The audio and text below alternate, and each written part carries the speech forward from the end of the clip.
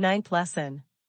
In the east or west or south or north, there are some faithful householders, and c. all down to servants who will speak thus. It is not meet that these illustrious, pious, virtuous, eloquent, restrained, controlled, chaste ascetics, who have ceased from sensual intercourse, should eat or drink food, and c. which is AKARANGA 1, let us give to the ascetics all food, and c. that is ready for our use, and let us, afterwards, prepare food for our own use.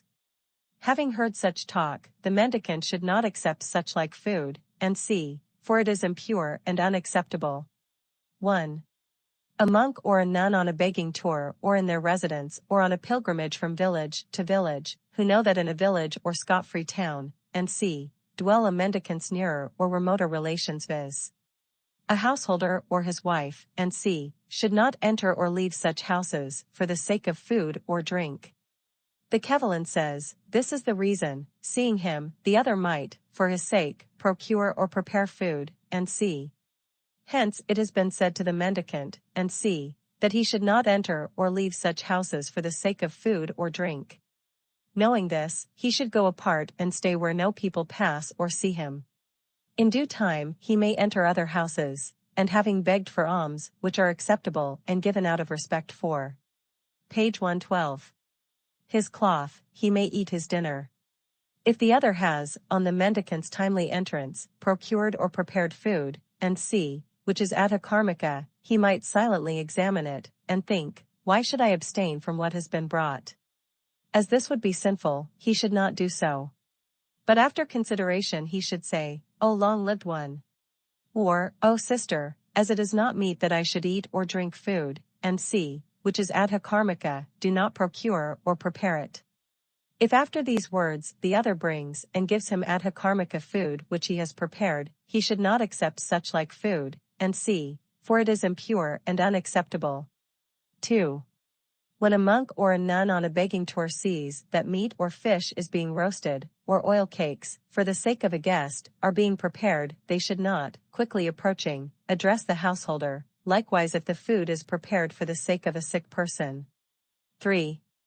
A monk or a nun on a begging tour might, of the received quantity of food, eat only the sweet-smelling parts and reject the bad-smelling ones. As this would be sinful, they should not do so, but they should consume everything, whether it be sweet-smelling or bad-smelling, and reject nothing. 4. A monk or a nun on a begging tour might, of the received quantity of drink, imbibe only the well-flavored part, and reject the astringent part. As this would be sinful, they should not do so, but they should consume everything, whether it be well-flavored or astringent, and reject nothing. 5. A monk or a nun, having received a more than sufficient quantity of food, might reject the superfluous part, without having considered or consulted. Page 113. Fellow ascetics living in the neighborhood, who follow the same rules of conduct, are agreeable and not to be shunned, as this would be sinful, they should not do so. Knowing this, they should go there and after consideration say, O long-lived Sramanas! This food, and c. is too much for me, eat it or drink it. After these words, the other might say, O long-lived Shramana! We shall eat or drink as much of this food or drink as we require, or, we require the whole, we shall eat or drink the whole. 6. A monk or a nun on a begging tour should not accept food, and c. which for the sake of another has been put before the door, if the householder has not permitted him to do so, or he gives it him, for such food, and c.